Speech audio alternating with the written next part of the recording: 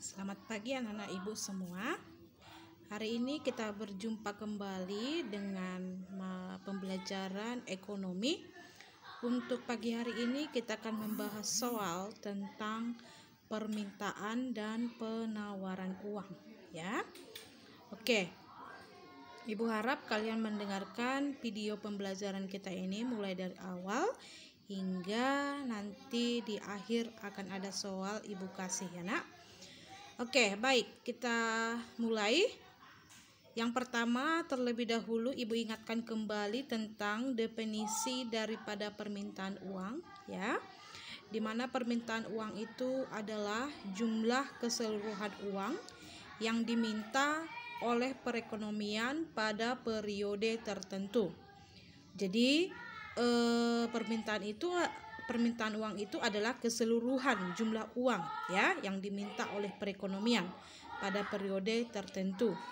Sekarang kita masuk ke teori permintaan uang klasik, karena ini yang sering digunakan untuk menghitung berapa jumlah permintaan uang yang ada di dalam perekonomian.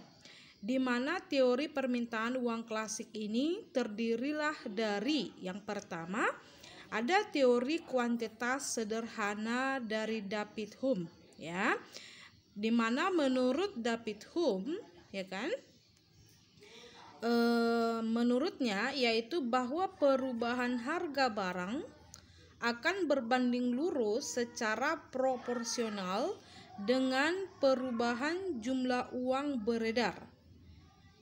Ibu ulangi sekali lagi ya. Jadi menurut David Hume, ya, yaitu teori kuantitas sederhana David Hume, perubahan harga barang akan berbanding lurus secara proporsional dengan perubahan jumlah uang beredar. Misalkan, jumlah barang tetap.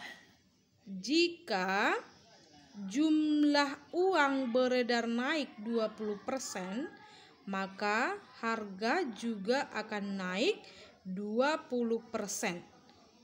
Oke, jadi tapi dengan catatan jumlah barang tetap, ya. Ketika jumlah barang tetap, ya, jika jumlah uang beredar naik 20%, maka harga juga akan naik 20%. Seperti itu, ya, menurut si David Hume. Sekarang kita masuk ke dalam teori Irving-Fisher ataupun teori kuantitas. Di mana rumus yang digunakan oleh Irving-Fisher yaitu M kali V sama dengan P kali T. Di mana M itu adalah jumlah uang beredar, sedangkan P itu adalah perputaran uang, dan V sama dengan harga barang, dan T itu adalah jumlah barang yang diperdagangkan. Oke. Jadi untuk itu kita lihat soalnya, ya. Contoh yang pertama kita perhatikan. Jika diketahui M sama dengan 200, P sama dengan 20, M itu tadi jumlah uang beredar, ya nak. Sedangkan P itu perputaran uang 20, dan P-nya 80 harga barang, dan T-nya jumlah barang yang diperdagangkan itu 50. Ditanya, apakah terjadi keseimbangan? Maka kita masukkan, ya, M kali V sama dengan P kali T. Tinggal kita masukkan aja nilai-nilainya. 200 kali 20 sama dengan 80 kali 50. Maka 200 kali 20 dapatlah kita 4.000, dan 80 kali 50 dapatlah kita 4.000. Sehingga terjadilah keseimbangan antara jumlah uang yang beredar dikalikan perputaran uang, ya, sama dengan harga barang dikali dengan jumlah barang yang diperdagangkan, sehingga rumus itu bisa terpenuhi, ya. Sekarang kita masuk ke contoh nomor 2, ya.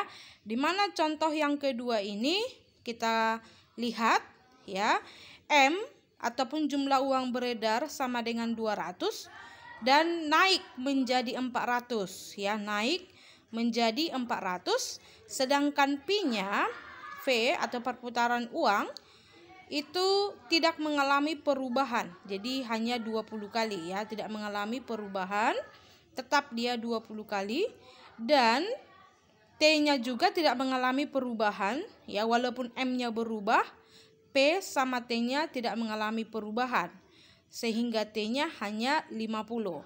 Maka ditanyalah berapa P-nya. P itu berarti harga barang ya, harga barang umum. Maka kita masukkanlah rumusnya.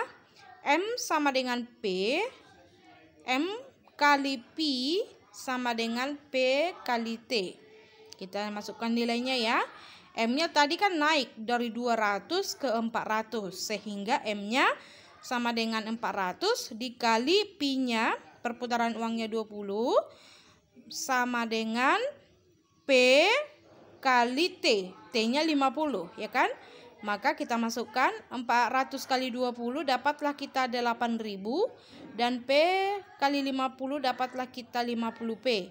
Maka P sama dengan 8.000 dibagi 50. Maka dapatlah hasilnya 160. Seperti itu ya. Ibu harap kalian paham tentang permintaan dan juga permintaan uang ini ya nak. Rumusnya yang paling terkenal itu dari metode ini yaitu metodenya Irving Fisher. Ini yang sering digunakan baik itu untuk ujian UN maupun untuk ujian UNBK, UTBK ya, UTBK dan SNPTN. Rumus ini yang sering digunakan ya nak. Oke, untuk tugas kalian ya, di sini Ibu sudah buat tugas kalian untuk mencari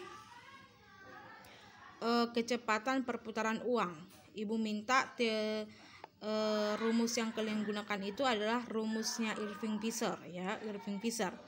Jadi soalnya itu yaitu jika di dalam suatu perekonomian diketahui jumlah uang yang beredar 800 juta, harga umum 150, dan jumlah barang yang diperjualbelikan 300 unit. Ditanya, hitunglah kecepatan perputaran uang tersebut. Gunakan dia rumus Irving Fisher. Oke, baiklah anak-anak Ibu semua. Untuk tugas yang satu ini akan Ibu tunggu besok pagi setelah siap pembelajaran kita jam 8.30. Ini tugas sudah kalian kumpulkan ke Google Classroom ya nak. Ibu tunggu dan akan kita bahas video kita ini juga besok pagi. Baiklah anak-anak semua, sekian pertemuan kita untuk pagi hari ini. Selamat pagi, selamat melanjutkan pembelajarannya. Tuhan Yesus memberkati.